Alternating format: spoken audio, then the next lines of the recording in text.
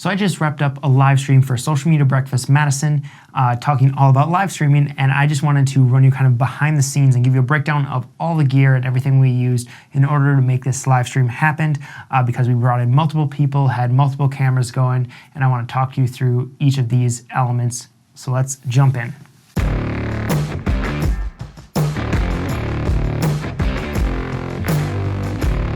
So the first thing about this is that Social Media Breakfast is a monthly event where they usually bring in speakers. It's an in-person gathering. They bring in speakers to do presentations to the group in person. But obviously, because of everything going on, we all have those stay-at-home orders. So we're not able to do these large monthly gatherings. So they skipped March. We wanted to do April's Social Media Breakfast anyways. So we talked about ways to actually be able to do it through a live stream and still give it as much of that normal Social Media Breakfast feel as we absolutely can. So at the beginning of every single presentation, they have multiple sponsors who get a chance to talk to the entire group. They get a couple minutes just to kind of talk about their business and why they sponsor Social Media Breakfast, things like that. So we wanted to make sure to maintain that element. So that meant bringing in about 6 people through some means so that they can still talk while still being able to do slides and things like that. So the basics of really this entire setup is run through this Alienware laptop right here. This is definitely a high-end gaming computer, gaming laptop, made really for more like VR type gaming. All it does for me is run live streams. So this is running a software called vMix, where that's the entire purpose of it, is just to be that live streaming computer. So this is what kind of the whole thing was, the brains of the operation, made everything possible. I'm not going to go too much into vMix other than to kind of show you a few of the elements here, but we won't dive too much into how to set all of it up or how to make it work. The other big kind of pieces is right over here, I have my MacBook Pro. Now, this MacBook Pro was only running Zoom. So this is how, because of a couple updates and a few things, I had to run Zoom off of here, and then I used a capture device, so HDMI out of this computer into a capture device, the Ultra Studio mini recorder, HDMI capture, into the laptop here in order to be able to run that. So we had that coming in. And then I had the main camera that I was using, which is this PTZ optics camera. Really enjoy this camera. It is allows me to be able to zoom in or to be able to move it around any which way and get some great shots that way. So I was really happy that I had this camera. And then over here, you'll notice kind of behind this computer, honestly, really probably isn't necessary. You just happen to have it here on the desk, so I decided to put it to use. I had the actual live producer from Facebook running, and this is where everything where the main Facebook piece was. Looks very different when we're actually live, but you can kind of see some comments. But really, I opened up a second screen here and was just watching comments through here, and then ended up going and watching a bunch of comments on my phone. And we'll get to why I ended up doing that in just a second. So one of the tricky pieces with the way the Zoom and the microphones were all set up, in order to be able to get people in order to hear it, I ended up getting some feedback of myself.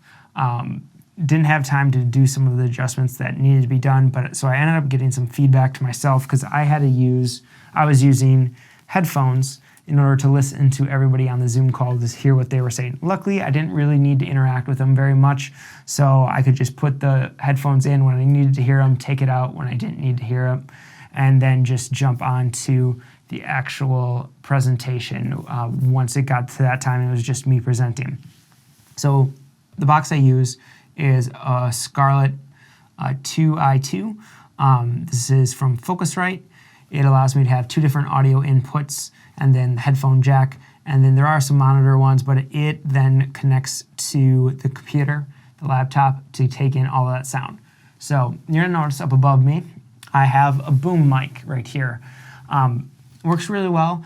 Unfortunately, because we're all at home, Julia had some calls going on in the next room as well, so I wanted to make sure I had the smallest pickup pattern possible, because I didn't want people to be able to hear her or hear any kind of vague background noise on the live stream. So I ended up going with a lavalier microphone, the one I'm actually using on this camera right now. It's a System 10, so it's from Audio-Technica System 10 lavalier.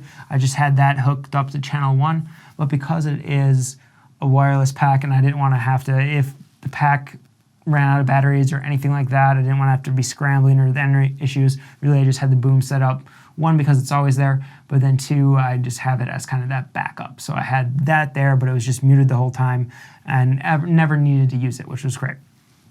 Other big elements you're going to notice here is this is what I use to do all of the switching.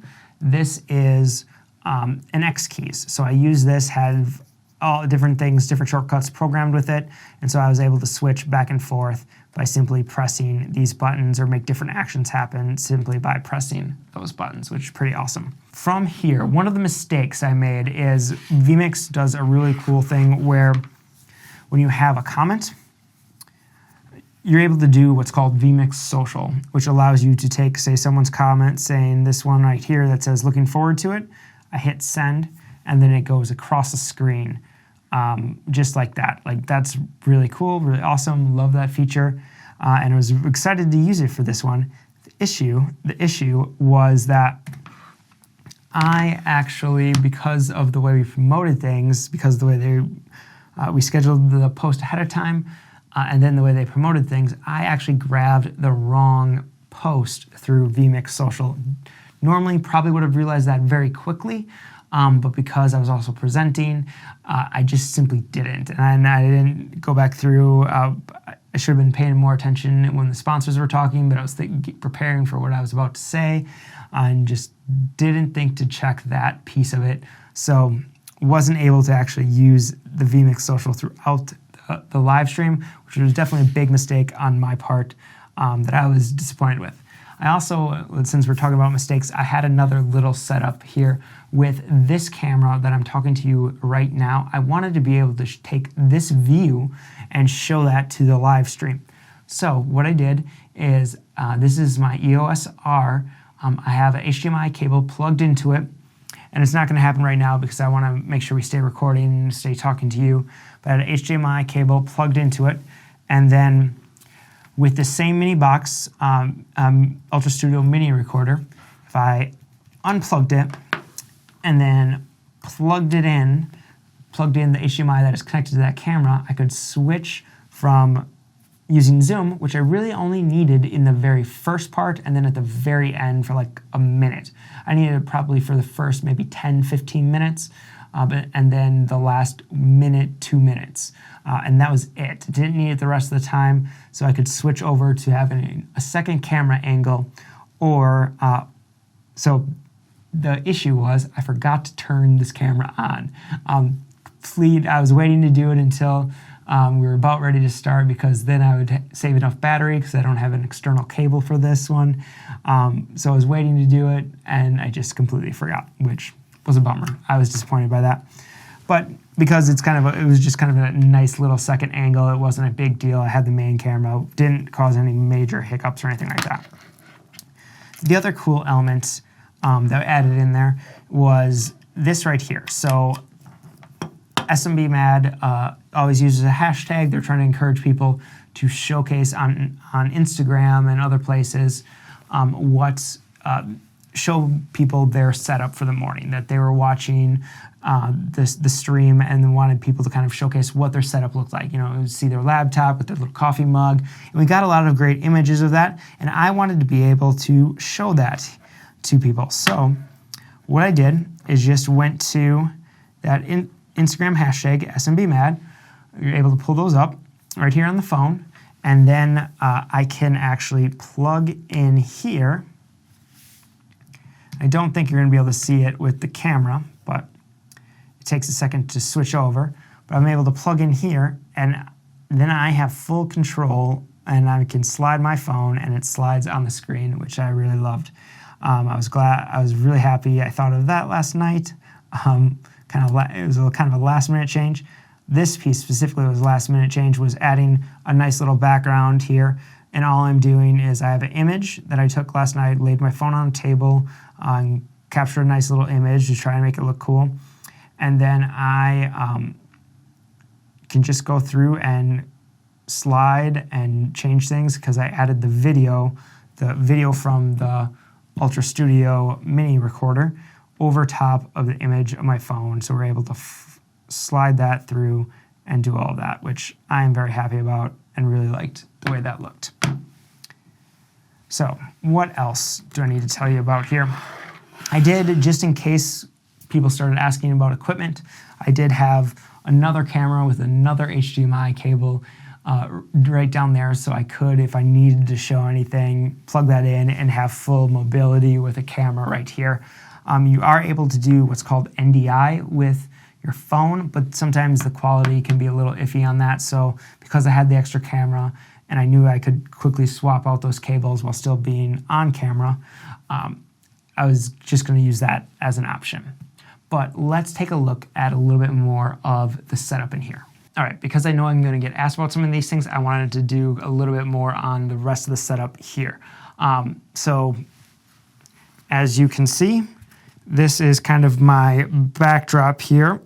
We have just, and I'll show you that angle a little bit more, what it actually looks like from the main camera, but this was just a backdrop, nothing very fancy.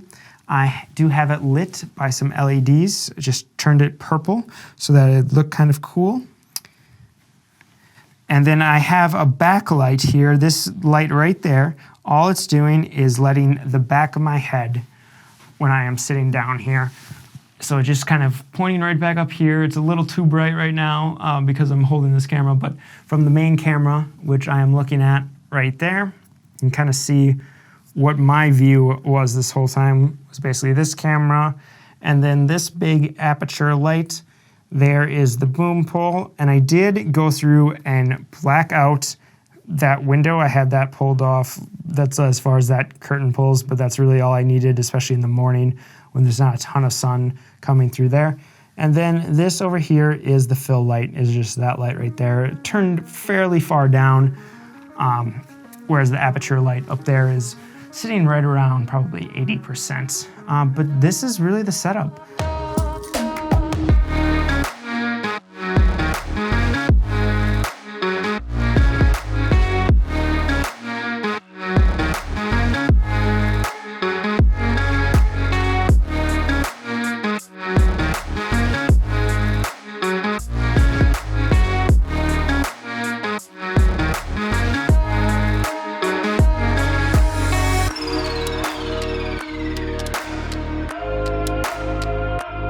So I hope you enjoyed this little walkthrough of the setup that I was using here for Social Media Breakfast. If you have questions around these things, if you want to learn more, definitely let me know. I'll be probably diving into more of these elements as we go and answer more of your questions. So let me know in the comments, and be sure to like and subscribe to this YouTube channel because I am producing more of these videos here now, especially now that we're kind of on lockdown. So I'm going to try and crank out a bunch of videos all about live events and videography. So until next time, thank you for tuning in.